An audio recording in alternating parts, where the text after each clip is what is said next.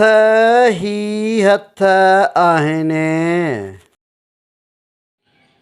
बिस्मिल्लाहिर्रहमानिर्रहीम। लफ्ज़ हथ। अचो त हथनि जे बारे में पढ़ूं। अखरनि जा नाला हे थे। आवाज़ है थ। लफ्ज़ हथ ही ज़बरुनि जा आवाज़ आहिनि। मददगार लफ्ज़ ही आहे। जुमिलो ही हथ आहिनि। हाईअ ज़ेरे ही, हे ज़बर है, थे ज़बर थ। हथ। अलफ़ मंदो आ, हे ज़ेरे हे, नून ज़ेरे ने, आहिनि। ही हथ आहिनि। हथ लफ्ज़ मुज़क्कर लफ्ज़ आहे।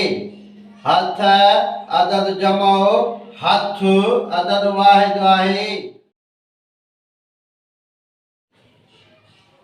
हथ ग्रामर में इस्म आहिनि।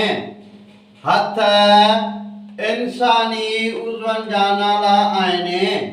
हिक हथ में 4 आङिरियूं ऐं हिकु आङूठो हूंदो आहे। हिक माण्हूअ खे 2 हथ आहिनि। हथ असांखे कम करण में मदद कंदा आहिनि। हथ दुआ लाइ खणिबा आहिनि। अचो त हाणे हथ लिखणु सिखूं।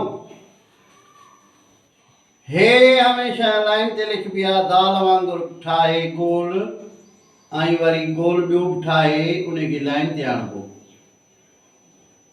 थे जो पोयों अॻियों हिसो मथे करे वरी पोयां बि एतिरो ई मथे कबोसि जेतिरो अॻियों हिसो आहे मथे।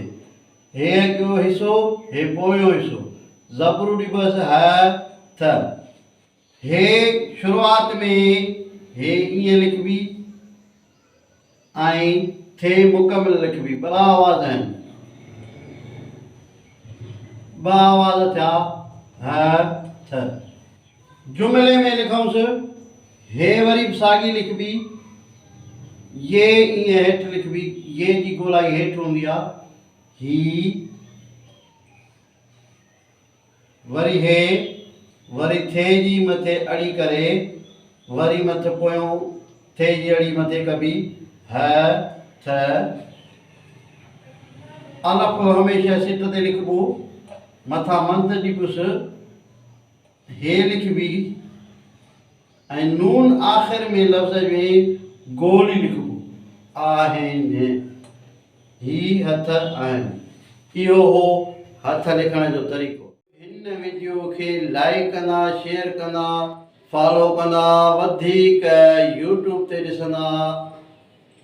यूट्यूब ते सिंधी एजुकेशन 92 खे फॉलो कंदा।